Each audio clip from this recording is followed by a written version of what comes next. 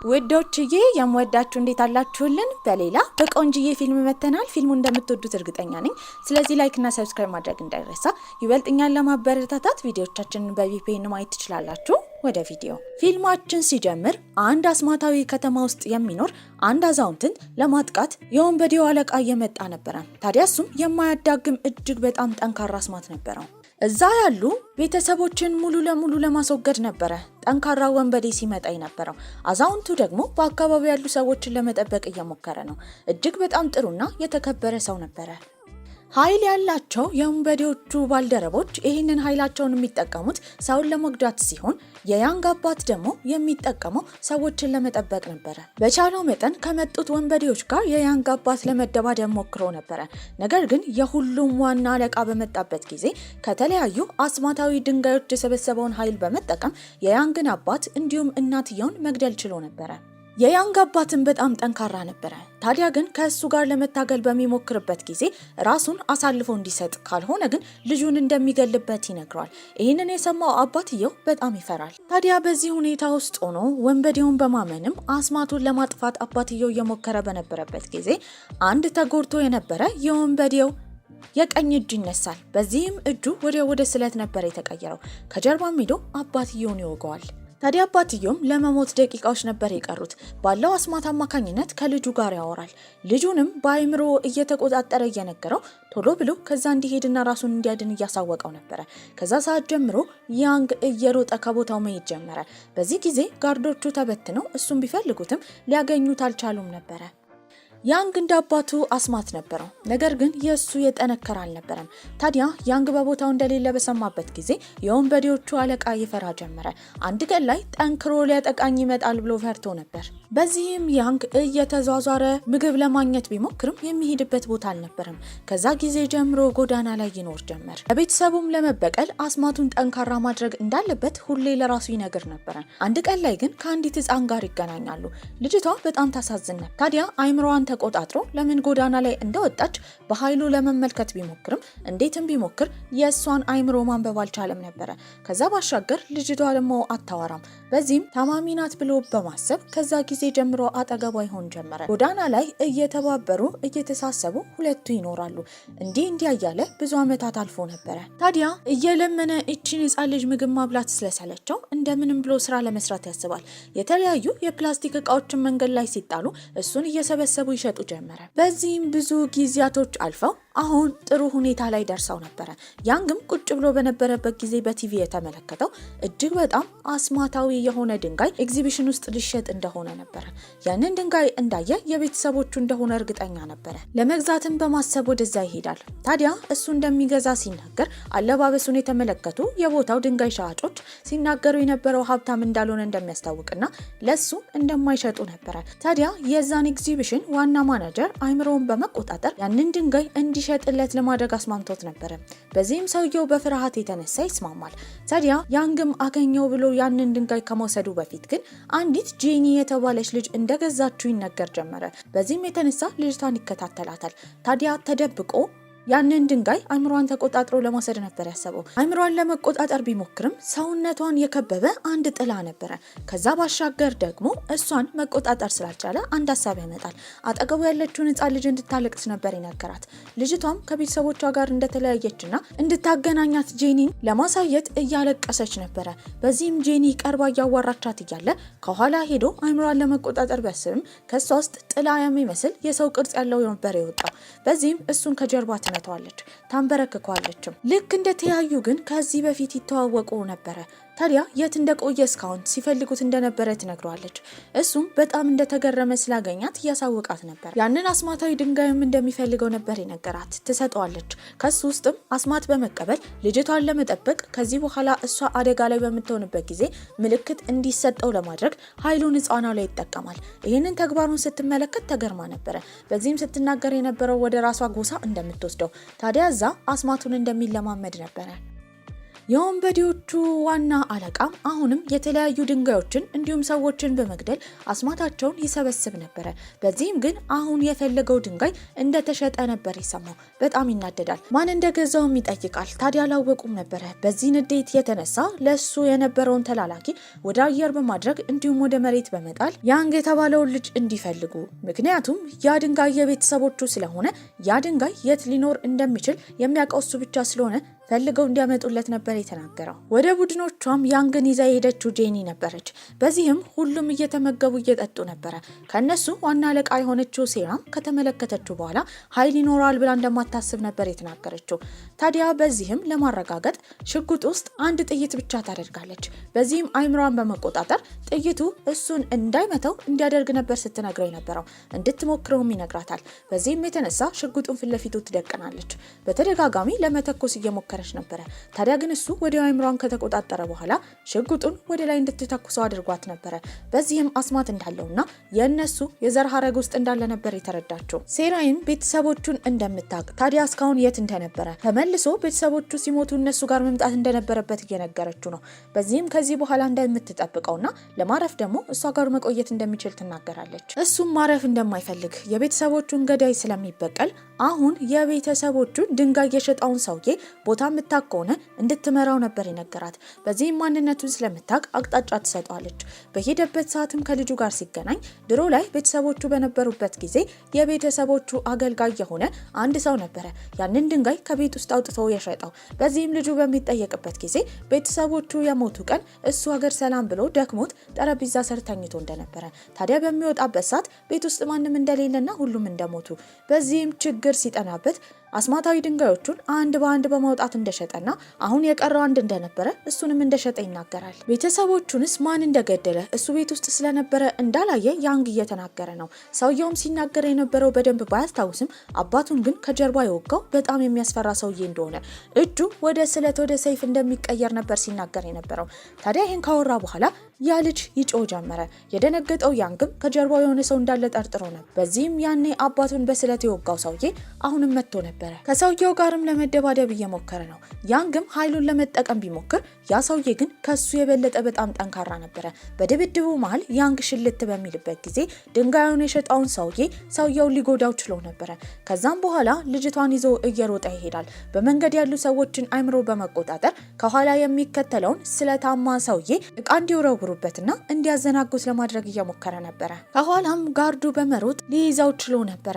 ታዲያ ኃይሉን በመጠቀም ሰውየውን ለመጉዳት ቢሞክርም አሁንም ሰውየው ያ ኃይል እሱ ላይ እንዳይሆን የሚከለክለው የሆነ ሽፋን ነበረ። ሕፃኗም ያንግ ሊጎዳ እንደሆነ በማሰብ ለሱ ለማገዝ በምትሞክርበት ጊዜ ሰውየው አሽቀንጥሮ ይጥላታል።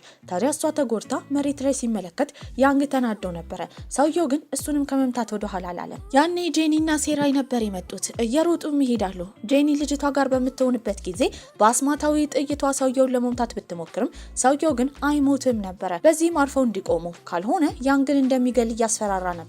ከዚህ በላይ ሰውየው በጉራ እንዲያወራ መስማት ያልፈለገችው ጄኒም አስማታዊ ጥላዋን ካወጣች በኋላ ያቺ ጥላ ሄዳ ከሰውየው ጋር ትደባደብ ጀመር። በዚህም ያ ጥላ ብልጭ ድርግም እያለ ሰውየውን በተደጋጋሚ ከኋላና ከፊት እንዲሁም ከላይ እየመታ እንዲዳከም ማድረግ ችለው ነበረ። ራሱንም በሳተበት ጊዜ አስራው ይወስዱታል። በዚህም ከነሴራይ ጋር ቁጭ ብሎ በነበረበት ጊዜ ስላሳለፈው ከባድ ህይወት ይናገራል። ጎዳና ላይ በሚኖርበት ጊዜ ከዚህች ሕፃን ጋር ሆኖ የሚበላው ምግብ እንዳጣ፣ በዚህም እሱ የሱፐርማርኬት ሻጮችን በሚያዘናጋበት ጊዜ እሷ ከሱፐርማርኬቱ ምግብ እንደምትሰርቅ እሱንም ከተመገቡ በኋላ ራሳቸውን ለማቆየት እንደሚሞክሩ፣ ነገር ግን የሆነ ጊዜ ላይ ስርቆት ስልችት ስላለው አስማቱን በመጠቀም በጥሩ ነገር አማካኝነት ገንዘብ ለማግኘት ሲሞክር እንደነበር አሁን ላይም እዚህ ላይ እንደደረሰ ይናገራል። እነ ጄኒም ይህንን ታሪክ ከሰሙ በኋላ ይዝኑለታል። አሁን ግን ምንም ያህል የቤተሰቦቹን ገዳይ ለመበቀል ቢፈልግም አስማቱ ጠንካራ ስላልሆነ እንደማይችል ጄኒ ነግረዋለች። ጄኒንም ያንግንም ብቻውን ለማውራት ይዛ የወጣችው ሴራይ ነበረች። የአባቱ ገዳይ በአሁኑ ሰዓት እጅግ በጣም ጠንካራ እንደሆነ፣ ይህንን ኃይል ያገኘው ደግሞ ከተለያዩ አስማታዊ ድንጋዮች እንደሆነ፣ የሰውየው ዋና ዓላማ ዓለምን መቆጣጠር ስለሆነ ያንን ሰውዬ ሊያስወግደው የሚችለው ያንግ ብቻ እንደሆነ፣ ለሱ ደግሞ ሰውነቱም ሆነ አይምሮ ከዛ ባሻገር ኃይሉ መጠንከር እንዳለበት ትነግረዋለች። በዚህም እሱ ዓለምን ለማዳን ሳይሆን የቤተሰቦቹን ገዳይ ለመበቀል ሲል እንደሚስማማ ይናገራል። ሁለቱ እያወሩ በነበረበት ጊዜ የሴራ አንድ ጋርድ ይመጣል። በዚህም ያሰሩት ሰውዬ እንዳመለጠ ነበር የነገራቸው። ሰውየውም ስለት የሆነ እጁን በመቁረጥ ከዛ ቦታ ሊያመልጥ ችሎ ነበረ። አለቃው ጋርም ይሄዳል። አለቃውም የወንበዴዎቹ ዋና አለቃ ነበረ። በዚህም የተነሳ እንዲምረውና ድጋሚ የስለት እጅ እንዲሰጠው ጠብቆ ነበረ። ነገር ግን ይሄንን ዓላማ ሳያሳካ ደግሞ ወደሱ እንደመጣ የተመለከተው የወንበዴዎቹ አለቃ በንዴት የተነሳ እዛው ይገለዋል። ከመግደሉም በፊት ኃይሉን ወስዶበት ነበረ። ታዲያ እሱ ተላላኪ ይህን በሚመለከት ጊዜ በጣም ይፈራል። ያኔ ትዕዛዙ ወደሱ ነበር የወረደው። ያን ግን ፈልጎ እንዲያመጣለት ነበር ሰውዬው የተናገረው። ታዲያ ያንግም ሀገር ሰላም ብሎ መጽሐፍ እያነበበ ነበረ። ያ ጥንታዊ መጽሐፍ ኃይሌን ለማዳበር ይረዳኛል ብሎ አስቦ ነበረ። በዚህ ጊዜ ወደዛ የመጣችው ጄኒ ነበረች። በማይገባ መልኩ አክት እያደረገች ነበረ። ከዛ ባሻገርም ልትቀርበውና ልታማልለው እየሞከረች ነው። ያን ግን በጣም ይደነግጣል። ጄኒ እንደዚህ እንደማትሆን እርግጠኛ ነበረ። በመቀጠልም ሴራ ትመጣለች። እሷን በተመሳሳይ መልኩ እሱን ለማማለል እየሞከረች ነበረ። እሱ በድንጋጤ ውስጥ በነበረበት ጊዜ ትክክለኞቹ ጄኒና ሴራ ይመጣሉ። ታዲያ እነዚህ ሰዎችን በአይምሮ በመቆጣጠር ሐውልት መሳይ እነሱን የሚመስሉ ሰዎች አስማታዊ ሰዎች እየፈጠሩ ስለሆነ እንዳያምን በመናገር እነዛ ራሳቸውን የሚመስሉ ሰዎችን መግደል ችለው ነበረ። ልጅቷንም ለማየት ወደ ክፍሏ በገባበት ጊዜ ያገኘው ደብዳቤ ነበረ። ልጅቷ በቦታው አልነበረችም። እሷንም የወሰዳት አንድ አስማታዊ ሰውዬ ነበር። በዚህም ወደ ተባለው ቦታ ያንግ፣ ሴራና ጄኒ ሆነው ይሄዳሉ። ልጅቷን ለማዳን በጣም ፈልገው ነበረ። ከልጅነቱ ጀምሮ ቤተሰቡ የሆነችው እሷ ናት። በዚህም ወደ ራሱ ቤት ነበር የሄደው። እዛም ያገኛት ድሮ የቤተሰቦቹ አገልጋይ የሆነችን አንዲት ሴት ነበረ። ሴትዮዋም ስትናገር የነበረው ለምን እስካሁን እንዳረፈደ ቤተሰቦቹ ቤት እየጠበቁት እንደሆነ ነበረ። ይደናገጣል። ይሄ ነገር ልክ እንዳልሆነ በአይምሮ የተፈጠረ ነገር እንደሆነ አስማታዊ ነገር እንደሆነ እነ ጄኒ ቢነግሩትም አልሰማ ብሎ ወደ ውስጥ ነበር የገባው። ያኔ የተመለከተው ቤተሰቦቹ ሕፃን እያለ ልደት ሲያከብሩለት ነበረ። እነሱን ድጋሚ ማየት በጣም ደስታ ፈጥሮበት ነበር። እንደዚህ አይነት አይምሮ መቆጣጠር የሚፈጠሩት በአስማታዊ ሰዎች አማካኝነት ስለሆነ እዛ ያሉ የእሱ ቤተሰቦቹን ማስወገድ እንደምትፈልግ ሴራ ትናገራለች። ነገር ግን እንድታቆም ለትንሽ ደቂቃ ብቻ ቤተሰቦቹን ማየት እንደሚፈልግ ይናገራል። እሷን ውጣ ስትለው እምቢ በማለቱ ብቻ ሴራ ተናዳ ስለሱ እያሰበች ነበረ። የተረዳችው ለሱ የፍቅር ስሜት እንዳላት ነው። በዛ ሰዓትም የመጣው ያንግ ነበረ። እሱም ሲነግራት የነበረው ልክ እሷ እንደምትወደው መልሶ እንደሚወዳት ነበር። በዚህም ትደነግጣለች። በቀላሉ ያንግ እወድሻለሁ እንደማይላት ታስብ ነበረ። በዛ ሰዓት የተረዳችው በአስማተኛው የተፈጠረ ያንግን የሚመስል ሰው እንደሆነ ነበረ። በዚህም ፊት ለፊቷ ያለውን ያንግ እንዲንበረከክ እየነገረችው ነበረ። ከጀርባ ደግሞ ጄኒን የምትመስል አንዲት ሴት ልትወጋ ስትል ቀልጠፍ ያለችው ሴራይ በሽጉጧ ልትመታት ችላ ነበረ። ያንግም ወደ ውጭ በወጣበት ጊዜ ቤተሰቦቹ ከመሞታቸው በፊት የወንበዴውን አለቃ ተንበርክከው ማረን እያሉ ሲለምኑ ነበር የተመለከተው። ይህንን ያየው ያንግ ግን ነገሩ እንደዚህ እንዳልተፈጠረ እርግጠኛ ነበረ። በዚህም ይህንን አስማት እየፈጠረ ያለውን ሰውዬ እንዲወጣ ነበር የነገረው። በወጣበት ጊዜ ሲመለከት በድሮ ጊዜ የቤተሰቦቹ አገልጋይ ልጅ የሆነው የልጅነት ጓደኛው ነበረ እንደዚህ እያደረገ ያለው። አስማተኛውን በሚናገርበት ጊዜ ድሮ ላይ ከነሱ ቤት አስማታዊ ድንጋይ ለመስረቅ በሞከረበት ሰዓት የያንግ አባት እጅ ከፍንጅ ይዞት ነበረ። ታዲያ ሌባ ቤት ውስጥ እንዲኖር ስለማይፈልግ ከቤት እንዲወጣ አስገድዶት ነበረ። ያኔ የእሱ እናት የሆነችው የቤቱ አገልጋይ ተንበርክካ ልጇን እንዲምርላት ትለምናለች። በዚህ የተነሳ ልጇ ባደረገው ተግባር በማፈርም ተደናብራ ራሷን ለማጥፋት በምትሞክር በት ጊዜ ከግድግዳ ጋር ፍጹም ተጋጭታ ከጭንቅላቷ ከባድ ደም ፈሶ እዛው ሞታ ነበረ። ታዲያ የእናቱ ሞት በያንግ አባት አማካኝነት ነው ብሎ የሚያስበው ልጅ አሁን ለበቀል ነበር የመጣው። ያንግን ለመበቀል ካለው ትልቅ ፍላጎት የተነሳም ሄዶ የወንበዴዎቹ አለቃ ጋር አስማታዊ ድንጋይ በመቀበል ወደ አይምሮ በመውሰድም ኃይል ሊያገኝ ችሏል። ታዲያ አስማታዊውም ሰውዬ ሲናገር የነበረው ሕፃኗን እንደሚገል ነበረ። ከዛ ባሻገርም ያንግ አስማቱን እንዳይጠቀም እንዲሁም ደግሞ ጄኒም አስማቷን እንዳትጠቀም ማድረግ ችሎ ነበረ። ከኋላም ጋርዶቹ ይዘዋቸዋል። በዚህም ያችን ሕፃን ልጅ ለማዳን ሴራ ትመጣለች። እሷም ልጅቷን እንደምትጠብቃት እየተናገረች ነበር። ታዲያ ልጅቷን ወደ ኋላ አድርጋ ለመደባደብ በተዘጋጀችበት ጊዜ ያቺ ልጅ ግን በልጁ አማካኝነት ልጅቷን እንድትመስል ተደርጋ የተፈጠረች እንጂ ትክክለኛ ልጅቷ አልነበረችም። ከጀርባም ሴራን ትወጋታለች። እየሮጠም ሴራ ጋር ይሄዳል። ታዲያ እሷም ከአፏ ደም እየወጣ ነበረ። ስትናገር የነበረው እሱን ለመጠበቅ ስላቃታት ይቅርታና ኃይሉን እንዳለ ተጠቅሞ ልጁን ማስወገድ እንዳለበት ነው። ያኔ ሰውነት ውስጥ የሚንተከተክ ነገር ይፈጠር ጀመረ። ሰውነቱ ላይ የተለያዩ ከለር ያላቸው አስማቶች ይመጡ ጀመረ። ከዛ ባሻገርም ያንን አስማት በመጠቀም ራሱን ሲጠብቅበት የነበረው መጥፎውን ሰውዬ እንዲሰበር አድርጎ ስለትም እጁ ላይ በማድረግ ልጁን ሄዶ ቀጥታ መውጋት ስለሚያቅተው ልጁ በራሱ ስለት ራሱን እንዲወጋ እያደረገው ነበር። በተደጋጋሚ ልጁ ራሱን በስለት ከወጋ በኋላ እንዲገለው እንደዚህ መሰቃየት እንደማይፈልግ እየተናገረ ነበር። ያንግም ከመመለሱ በፊት የመጣው የወንበዴዎቹ አለቃ ነበር። ታዲያ ልጁም እያቃሰተ ሊሞት ስለሆነ ያ የወንበዴ አለቃ ገና ለገና ያድነኛል ብሎ ወደሱ ቢሄድም በአጋዦቹ አማካኝነት እንዲገደል ነበር ያዘዘው። ታዲያ ልጁም ሲመለከት የነበረው ያንግን ነው። ያንግ ከልጅነታቸው ጊዜ ጀምሮ የልብ ጓደኛው ነበረ። ታዲያ አሁን እሱ ላይ መጥፎ ነገር ማድረጉ ለመበቀል ማሰቡ እንዲሁም ደግሞ የማይታመን ሰው ማመኑ ስህተት እንደሆነ በመረዳት ከመሞቱ በፊት ተጸጽቶ ይቅርታ ጠይቆት ነበረ። ያንግን በዛ ሰዓት የአባቶቹን ገዳይ ፊት ለፊት በሚያይበት ጊዜ ኃይሉን ሰብስቦ እንደምንም ብሎ ከሱ ጋር ለመደባደብ ነበር ያሰበው። ነገር ግን የወንበዴዎቹ አለቃ እጅግ በጣም ጠንካራ ነበረ። ምክንያቱም እጅግ በጣም ብዙ የሆኑ አስማታዊ ድንጋዮችን አስማታቸውን እየወሰደ አሁን ጠንካራ ሆኗል። ሰውየውም ኃይሉን ፍጹም በመጠቀም የማይታዩ ሰንሰለታማ ነገሮች የያንግን ሰውነት ጠቅልለው እንዲያስቀምጡ ራሱንም እንዲስት ካደረገ በኋላ ጋርዶቹን ያዘዘው ያንግን እንዲወስዱትና በኋላ የእሱን አስማት እንደሚያስወግደው ነበረ። በዛ ጊዜ ግን አንዲት ሴት ትመጣለች። ያቺ ሴት የጄኒ እናት ነበረች። በዚህም አስማቷ በጣም ጥሩ ነበረ። እሷም እንዳውሎ ንፋስ በቦታው አየርን በመቆጣጠር ከፈጠረች በኋላ የሰውየውን ጋርዶች በቀላሉ ማስወገድ ችላ ነበረ። ይህንን የተመለከተው የወንበዴዎቹ አለቃም ወዲያው ያደረገው ነገር የሱ በጣም ተደባዳቢና ጠንካራ የሆነውን አንድ ተላላኪውን እሷን እንዲደበድብ ማዘዝ ነበረ። ልክ እሱ ወደ እሷ እንደመጣ ወዲያው የመጣው የሴራ አጎት ነበረ። እሱም ሲናገር የነበረው እሱ እንዲደባደብ እንድትፈቅድለት ነበረ። ያኔ ባለው ስለታማ ሰይፍ አማካኝነት በፍጥነት ያንን ጠንካራ የተባለውን ሰውዬ ማስወገድ ችሎ ነበረ። ሁለቱም በጣም አስገራሚ ኃይል ነበራቸው። ይህንን የተመለከተው የወንበዴዎቹ አለቃ አሁን ከነሱ ጋር ተደባድቦ ሊያስወግዳቸው ስለማይችል በዚህም አስጠንቅቋቸው ድጋሚ እንደሚገናኙ ነግሯቸው ከዛ ቦታ ይጠፋል። ታዲያ ልጇንም ይዛ የሄደችው የጄኒ እናት ነበረች። ያንግን መያዝ ስላልፈልገች ያንግንና ሴራይን አንድ ላይ አድርጎ መውሰድ የነበረበት የአጎትየው ስራ ነበረ። በሌላ በኩል ሴራ ጋር የሄደው የወንበዴው እብድ የሆነ ተላላኪው ነበረ።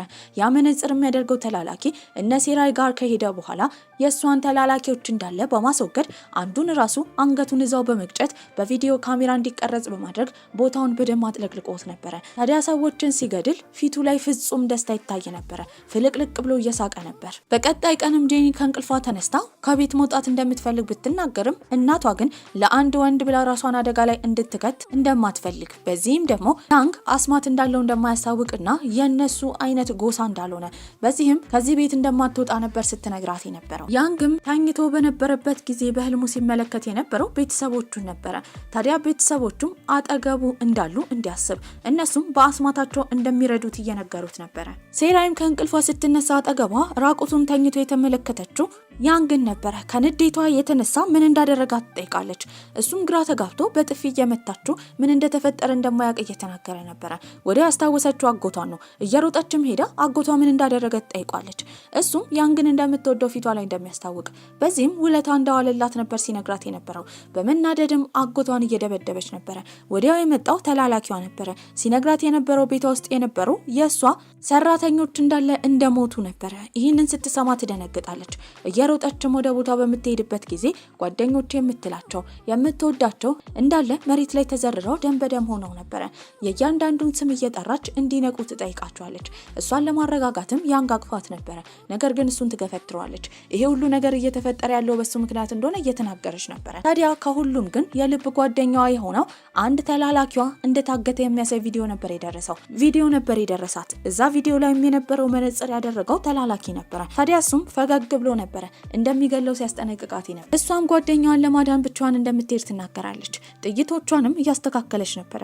ነገር ግን እንደዚህ አይነት አደገኛ ቦታ ላይ ብቻዋን መሄድ ልክ እንዳልሆነ ነበር ሲነግራት የነበረው። ታዲያ ያችን ህፃን ልጅ በመያዝም ሄደው ሁለቱ ነው ጄኒን ለማስፈታት ነበር ያሰቡት። በሯን ቢያንኳኩ አትከፍትም ነበረ። ሁለት ጋርዶች ደግሞ አሉ። በሯ ጋር ሲደርሱ ወደ ውስጥ መግባት አልቻሉም። ሁለት ጋርዶች አሉ። ወደ ውስጥ መግባት እንደማይችሉም ነግሯቸው ነው። ከነሱ ጋር ለመደባደብ ሴራይ ብትዘጋጅም እንድታቆም ይነግራታል።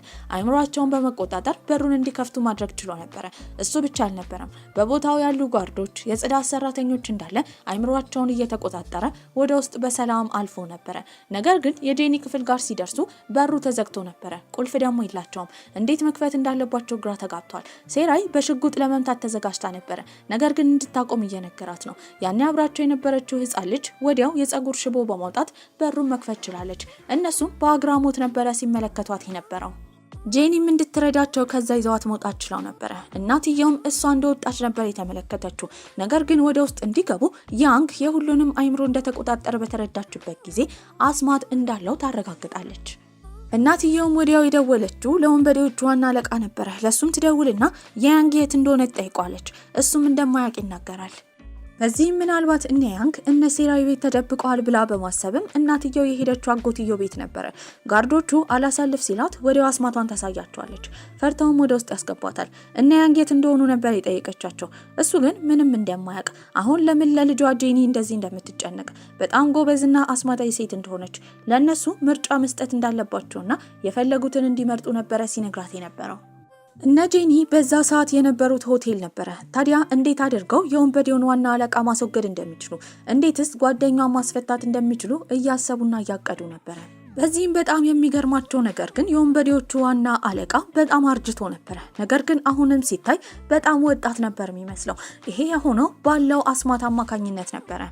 እነሱም መግባት የሚችሉት አንድና አንድ አስማታዊ ድንጋዮች ወደ ሰውየው ጋር በሚሄዱበት ጊዜ መኪና ውስጥ ተደብቀው እንደሆነ አስበዋል።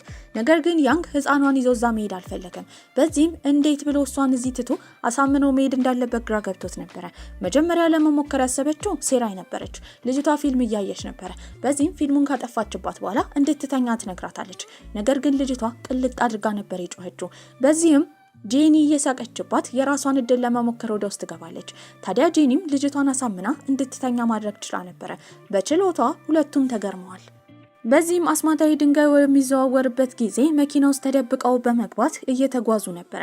እንደ ድንገት ሆኖ በቦታው ያለ ፈታሽ ግን ወደ ውስጥ ሊያስገባቸው ሲል የሴራይ ስልክ ጮሆ ነበረ። ድምጽ እንዳለ በማሰብም መኪናው እንዲከፈትና እንደሚያጣራ ሰውዬ ይናገራል። ታዲያ ልክ እንደተከፈተ ለመደባደብ ሴራይ ብትዘጋጅም እንድታቆም ይነግራታል። አስማቱንም በመጠቀም ያ የሚፈትሸው ሰውዬ ውስጥ ምንም እንዳላየ አድርጎ ያንግ አስማቱን ተጠቅሞ ነበረ። ወደ ውስጥም ይገባሉ። ሲገቡ ግን ቦታው በጣም ሰፊ ነበረ። አንድ ላይ ሆነው ከተጓዙ መቼም አያልቅም ነበረ። በዚህም ተበታትነው የተለያየ አቅጣጫ መፈለግ እንዳለባቸው ጄኒ ሀሳብ ታመጣለች። ታዲያ እሱም በዚህ ሀሳብ ተስማምቶ ነበረ። ከመሄዳቸው በፊት ግን ጭንቅላታቸውን ከሱ ጋር እንዲያገጫጩ ነበር የነገራቸው። ያቅፋቸውና በአስማቱ አማካኝነት እነሱን ሰውነት ይከብ ጀመረ። በዚህም ይሄ አስማት አደጋ ላይ በሚሆኑበት ጊዜ አቅጣጫቸውን ስለሚመራው ደህንነታቸውን እንደሚጠብቅላቸው ነበር ሲነግራቸው የነበረው። በዚህም ተገርመው ሁሉም ይበታተናሉ።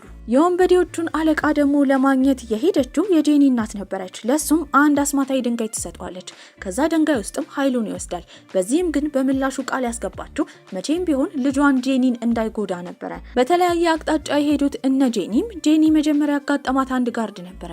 በዚህም አስማታዊ ጥለዋን በመልቀቅ ሰውየውን መግደል ችላለች። ሴራ ደግሞ በጥይቱ አማካኝነት 2 ጋርዶችን መግደል ችላለች። ሁሉም በየፊናቸው እርምጃ እያደረጉ በነበረበት ጊዜ ሴራ የተመለከተችው ጓደኛዋን ነበረ። ታዲያ ፍጹም ተጎድቷል። እሱን ለማዳን እንደመጣች በተመለከተበት ጊዜ ታዲያ ቶሎ ከዛ እንድታመልጥ እየነገራት ነበረ። እሷ ግን እሱን ትፈተዋለች። በዛ ጊዜ አንድ የማይታይ ነገር ግን የሰው ቅርጽ ያለው ነገር ነበር የመጣው። እሱም መጥቶ ይደባደባት ጀመረ። ከዛ ባሻገርም አንቆ እያሰቃያት ነው። እንደምንም ብላ ጠንክራ ለመነሳት ብትሞክርም አልቻለችም ነበረ። የማይታይ ቢሆንም ትልቅ ኃይል ነበረው። ሌላኛዋ ደግሞ ጄኒ ነበረች። የሆነ ሰው እየመጣ እንደሆነ ትመለከታለች። ሰውየው አይነ ስውር እንደሆነ ያስታውቃል። በምርኩዝም ነበር የሚሄደው። በዚህም ገና ለገና አያየኝም ብላ ዝም ለማለት ብትሞክርም ሰውየው ያለችበትን አቅጣጫ በቀላሉ እያወቀ መብራት በጠፋበት ሰዓት ራሱ እሷን ለማስወገድ ሰውየው እየቀረባት ነው። ወዲያው ለመደባደብ በተዘጋጀችበት ጊዜ ወይም ደግሞ እሞታለሁ ብላ በቆረጠችበት ጊዜ አንድ ያልታወቀ ኃይል መጥቶ ያንን ሰውዬ አስወግዶት ነበረ። ማን እንደረዳት አላወቀች። ሴራይም ልትሞትና ከውስጡ ያለው ትንፋሽ ያልቅ አካባቢ የተነሳው ጓደኛዋ ነበረ። ያንን አስማታዊ ነገር ከጀርባ በመያዝ እንደምንም ብሎ እንድታመልጥ እየነገራት ነበረ። እሷም ወዲያው ሽጉጧን በማውጣት ያንን የማይታየውን ሰው ቅርጽ ያለውን ነገር ለመምታት በምትሞክርበት ጊዜ ከሰውየው አልፎ የመታው ጓደኛዋን ነበረ። በዚህም በገዛ እጇ ጓደኛዋ እንደገደለች ስትረዳ በጣም ትደነግጣለች። እየሮጠችም እሱ ጋር ሄዳ ከመሞቱ በፊት እያወራችው እያለ መጀመሪያ ይቅርታ የጠየቃት እሷን መጠበቅ ባለመቻሉ ነበረ። ደና መሆናቸውን ለማረጋገጥም በአስማቶ አማካኝነት ያንግ እየሞከረ በነበረበት ጊዜ ግን እነሱ የት እንዳሉ ማወቅ አልቻለም። በዚህም ወዲያው ቀና ሲል መነጽር የሚያደርገው እብዱን ተላላኪ ነበር የተመለከተው። እሱ አጠገቡ ሌላ ኃይል ያላቸው ሰዎች ኃይላቸው እንዳይሰራ ማድረግ ይችል ነበር። በዚህም የተነሳ እንደሚያስወግደው በማሰብ ያንግ እየሮጠ ከዛ ይሄዳል። ሶስቱም ተገናኝተው ለማምለጥ በሚሞክሩበት ጊዜ በጣም ብዙ ጋርዶች ይከቧቸዋል። ታዲያ ለመደባደብም ተዘጋጅተው ነበር። መነጽር የሚያደርገው ተላላኪም ብዙ ሰው ይዞ ስለመጣ እንዲገደሉ ትዕዛዝ በሰጠበት ጊዜ አንዲት ህፃን ይመለከታሉ። ያቺ ህፃን ያንግ የሚንከባከባት ልጅ ነበረች። ነገር ግን አለባበሷም ሆነ ጸጉሯ እንዲሁም አይኗ ፍጹም ተቀይሯል። በጣም ታስፈራ ነበረ። ከአፏ ከባድ ድምጽ ታወጣለች። ያ ድምጽ እዛ ያሉ ሰዎችን እንዳለ ጆሮአቸውን እንዲይዙና ወደ መሬት እንዲወድቁ አድርጓቸው ነበረ። በጣም ብዙ ኃይል ስለተጠቀመችም ልጅቷ እያቃሰተች ሄደችው ያንግ ጋር ነው። እዛም እንደደረሰች ራሷን ትስታለች። ይህንን ኃይሏን የተመለከተው መነጽር የሚያደርገው ተላላኪም አደገኛ እንደሆነች በማሰብ እዛው በተኛችበት በስለት ለመግደል በማሰብ ወደ እሷ ይጠጋል። ያኔ ያንግ እንደምንም ብሎ ኃይሉን ይሰበስባል። ያለችው ቤተሰብ እሷ ስለሆነች እንድትጎዳ አልፈለገም። በዚህም ቤተሰቦቹን በውስጡ እየተመለከተ ከነሱ ብዙ ኃይል የወሰደ ያህል ተሰምቶት ተላላኪውን ለመጉዳት ተዘጋጅቶ ነበረ። ታዲያ ስለት አስይዞት ራሱን እንዲወጋ ከማድረጉ በፊት ግን አንድ ኃይል መነጽር የሚያደርገውን ተላላኪ ይረዷል።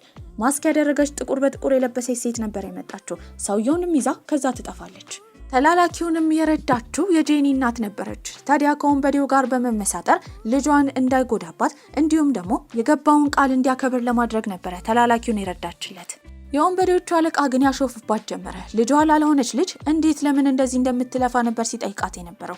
የድሮውን በሚታይበት ጊዜ እሷ ለጄኒ ቤተሰቦች ሰራተኛ ሆና ነበር የምትሰራው። አንድ ቀን ላይም አባትየው የጄኒን እናት ፍጹም እየደበደባት ነበረ። እናትየውን በጣም እየተሰቃየች እንደሆነ የተመለከተችው ይህቺ ሴትም ኃይሏን በመጠቀም አባትየውን ማስወገድ ችላ ነበረ። ነገር ግን እናትየው አባትየው እንደሞተ በተመለከተችበት ጊዜ ከዚህ በኋላ መኖር አልፈልግም ብላ ራሷን ታጠፋለች። ታዲያ ያችን ህፃን ማሳደግ የነበረባት ይህቺ ተላላኪ ነበረች። እስከዛሬ ለጄኒ እናቷ እንዳልሆነች አልነገረቻትም። የወንበዴዎቹ አለቃ እሷን ለማዳከም ካለው ትልቅ ፍላጎትም ሲናገር የነበረው ጄኒን አባት የገደለችው እሷ እንደሆነች፣ እናትየውም የሞተችው በተዘዋዋሪ በእሷ ምክንያት ስለሆነ ጄኒ ይህንን ምስጢር ብትሰማ ምን እንደምትል እየጠየቃት ነበር። ህፃኗንም ይዘው በመሄድ ወደ ሆቴላቸው ይመለሳሉ። ታዲያ እሱም ልጅቷ ባላት ኃይል በጣም ተገርሞ ነበረ። አትነሳም ብሎ በጣም ቢጨነቅም እነ ጄኒ ሲነግሩት የነበረው ብዙ ኃይል ስለተጠቀመች ስለተዳከመች እንጂ እንደምትነሳ ነበረ።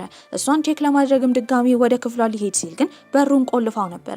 ታዲያ ልጅቷ ትክክለኛ ማንነቷ እንደታየ፣ በዚህም ስትቀየር በጣም አስጠሊታ ልጅ ስለሆነች ገና ለገና እሷ ይፈልጋትም ይፈራታል ብላ አስባ እዚህ ቤት ጥላው እንደምትሄድ ትናገራለች። ይህንን የሰማው ያንግ ግን ያለቅስ ጀመረ።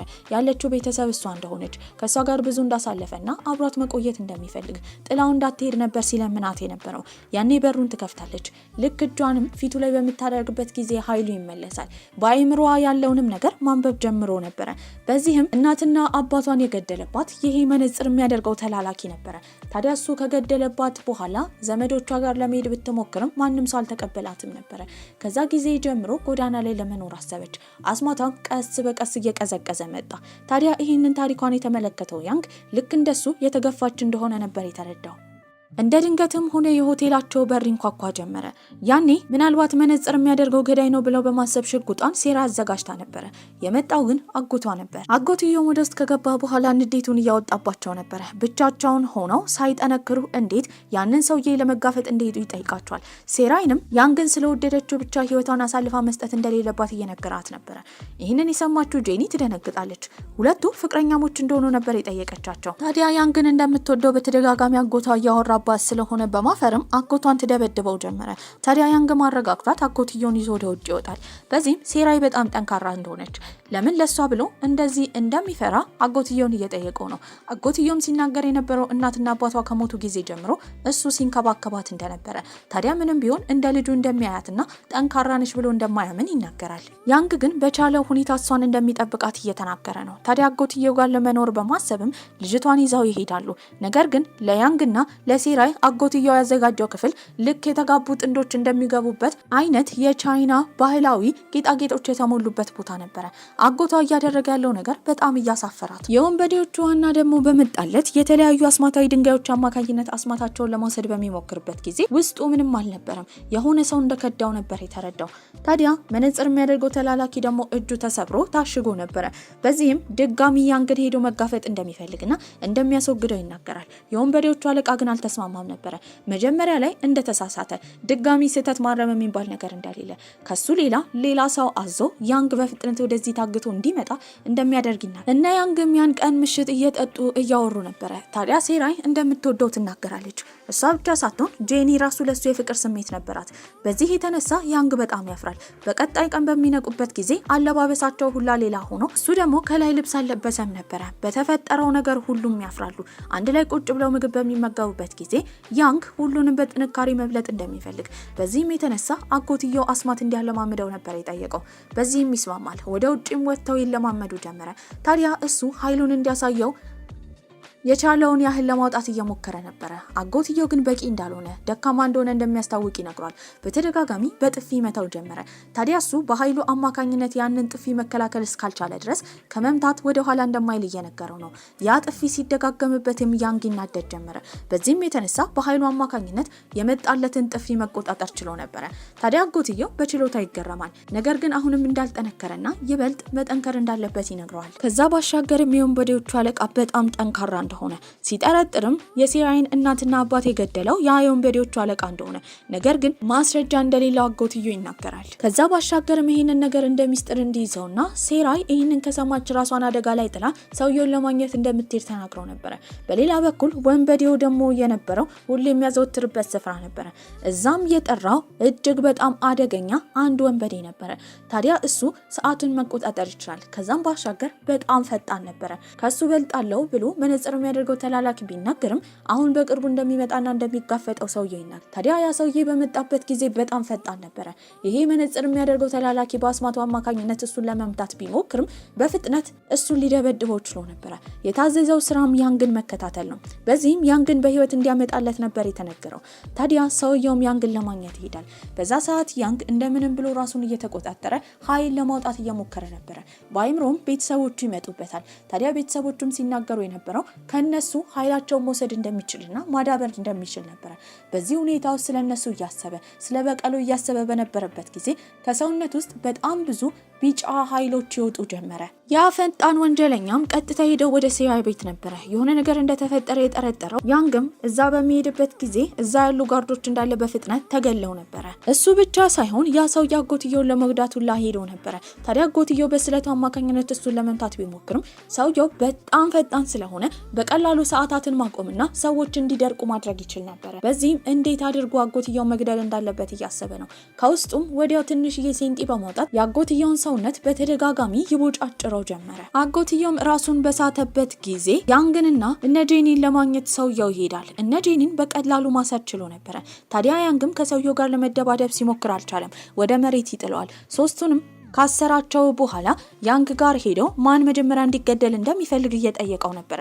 ታዲያ ያንግም ያለቅስ ጀመረ። እያለቀሰ እየለመነው ነው ከሱ እንዲጀምር እነሱን እንዲፈታቸውና ምንም እንዳላደረጉ እሱን ግን መግደል እንደሚችል ነበር ሲነግረው የነበረው። ያ ሰውዬም እየተስማማ ነበረ። በዚህ ጊዜ ግን ከጀርባ ያንግ ነበር የመጣው። ታዲያ ያንግ አሁን ኃይሉ በጣም እየጠነከረ ስለሆነ እሱን የሚመስል ሌላ ሰው መፍጠር ይችል ነበር። በዚህም የተነሳ ያንን ሰውዬ ከጀርባ ይመቱታል። ከመቱትም በኋላ ሰውየው ራሱን ያገኘው ታስሮ ነበረ። ታዲያ እስካሁን ለጎዳቸው ሰዎች ያንግ እንደሚበቀለው እየነገረው ነበረ። ነገር ግን እንዴት እሱን እንዲማሰር እንደቻለ ከዛ ባሻገርም እንዴት ከጀርባ እንደመተው ይጠይቃል። በዚህም የተናገረው መነጽር የሚያደርገው ልጅ ቀድሞ መጥቶ መረጃ ለያንግ እንደነገረው ታዲያ እሱ እንደከዳው ነበር ሲያሳውቀው የነበረው። ሰውየው አይቪ ድሪፕ ካደረገለት በኋላ ሊያሰቃየው እየሞከረ ነበረ። ሰውየውም ራሱን ለመጠበቅ ካለው ፍላጎት የተነሳ አንድ ሚስጥር ይናገራል። ይህም የያንግ አባት እንዲሞት ያደረጉት የሴራይ አባትና የጄኒ አባት እንደሆኑ ነበረ። ይህንን አላመነም። በዚህም የሰውየውን አይምሮ ለማንበብ በእጁ ይነካው ጀመረ። የድሮውም ይታያል። ድሮ ላይ ሁሉም አስማታዊ ዋና አባወራዎች ተሰብስበው ነበረ። በዚህም የተነሳ የወንበዴዎቹ ዋና አለቃ ሲናገር የነበረው የያንግ አባት ቶሎ ብሎ ድንጋዮቹን እንዳለ እንዲያመጣ ያንን ድንጋይ አስማታቸውን ከወሰዱ በኋላ ዓለምን ለመቆጣጠር እንደሚረዳቸው ይናገራል። ነገር ግን የያንግ አባት አስማት የሌላቸው ትክክለኛ ሰዎች የሚኖሩበት ሀገር ስላለ እነሱ ዓለምን ከመሩ ይጎዷቸዋል ብሎ በማሰብ በዚህ ሀሳብ እንደማይስማማ ይናገራል። ነገር ግን አባትየው እንዲወገድ የሴራይም አባት ሆነ የጄኒ አባት ተስማምተው ነበር። ይህንን ዜና የሰማችው ሴራን በጣም በመናደድ የሄደችው አጎቷ ጋር ነበረ። ፊትለፊቱም ሽጉጥ በመደቀን የሚያውቀው ነገር ካለ ጠይቋለች። እሱ ግን ምንም እንደማያውቅ ታዲያ እሱ ያኔ ጉዞ ላይ እንደነበረና በተመለሰ ጊዜ እናትና አባቷ እንደሞቱ ይነግራታል። ጄኒም እናቷ ጋር ሄዳ ነበረ። ታዲያ እናትየውም ሁሉንም እውነታ ትነግራታለች። የቤታቸው ሰራተኛ እንደነበረችና ትክክለኛ እናቷ እንዳልነበረች። በዚህም ግን ለምን እስካሁን እንዳስመሰለች ትጠይቃታለች። እሷን ስለምትወዳት እንደሆነ በቻለችው መጠን ከእናቷ አደራ ተቀብላ እንዳሳደገቻት፣ ከዚህ በኋላ ግን እውነቱን ስላወቀች ጥላት እንደምትሄድ በመናገር ትሰናበታታለች። ጄኒ ግን ልክ እንደ እናቷ በጣም ተወዳት ነበረ። መልሳ ትጠራትና ጥምጥም ብላ ነበር ያቀፈቻት። ይሄ ሁሉ መከራ ያንግ በሷ አማካኝነት እንደመጣ ስላሰበ ልጅቷን ለመጨረሻ ጊዜ ከጋበዛት በኋላ እዚህ እንድትጠብቀው ይናገራል። ውጪ ከወጣ በኋላ ለበጎ አድራጎት ድርጅትም ደውሎ ለትንሽ ቀን እንዲጠብቁለት ነበር የተናገረው። ታዲያ ከሞተም እዛው እንድትቆይ አስበው ነበረ። ታዲያ ያንግም የሄደው ወንበዴው ጋር ነበረ። ልክ እንዳየውም ሰውየው ደስ ይለዋል። ይሄንን ቀን ሲጠባበቀው እንደነበረ እያሳወቀ ነበረ።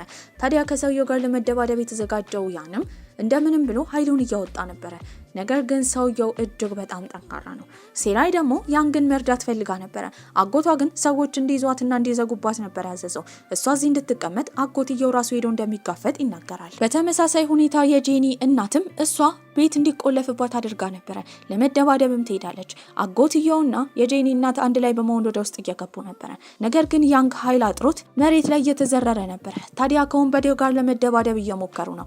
ነገር ግን እነሱንም ጥሏቸው አንበርክኮ ኃይላቸውን ለመውሰድ እየሞከረ ነበረ። ያንግም ራሱን ስቶ ሲያስብ የነበረው ስለ ቤተሰቦቹ ነው። ቤተሰቦቹም ከዚህ በኋላ ከአይምሮው እንደሚጠፉ፣ ነገር ግን ለመጨረሻ ሙሉ ለሙሉ ኃይላቸውን እንደሰጡት ነበር የነገሩት። የሴራን አጎትና የጄኒን እናት አንበርክኮ ኃይላቸውን እየወሰደ በነበረበት ጊዜ ወንበዴውን ከጀርባ የወጋው መነጽር የሚያደርገው ተላላኪው ነበረ። ታዲያ እሱም ቶሎ ብሎ ካለቃ ውስጥ ኃይሉን እንዳለ ይወስዳል። አሁን ማንም እንደማያስቆመውና ዓለምን እንደሚቆጣጠር በኩራት እየተናገረ በነበረበት ጊዜ የመጣው ያንግ ነበረ። አሁን ያለው ቢጫ ከለር ብቻ አልነበረም፣ የእናቱንና የአባቱን ኃይል ወስዶ ነበረ። በዚህም በጣም ጠንካራ ሆኗል። በቀላሉም ያንን መነጽር የሚያደርገውን ሰውዬ ማስወገድ ችሎ ነበረ። ከቆይታዎች በኋላ ፖሊሶች ወደዛ ይመጣሉ። ወንበዴው ስለሞተ አሁን የታሰረው መነጽር የሚያደርገው ተላላኪ ነበረ። አሁን ከተማው ሰላም ሆኖ ነበረ። በዚህም ያችን ሕፃን ልጅ ለራሱ ለማሳደግ ብሎ ይዟት የሄደው ወደ ቤተሰቦቹ ቤት ነበረ። ነገር ግን ብቻውን እንዲሆን አልፈቀዱም። ያኔ ጄኒና ሴራይ መጣው ነበረ። ከሁለቱም መካከል የሚወዳትን ሴት መርጦ ማግባት ይችል ነበረ። በዚህ ቆንጆ አስተላለቅን ፊልማችን እዚህ ላይ አብቅቷል። ደህና ቆዩልኝ።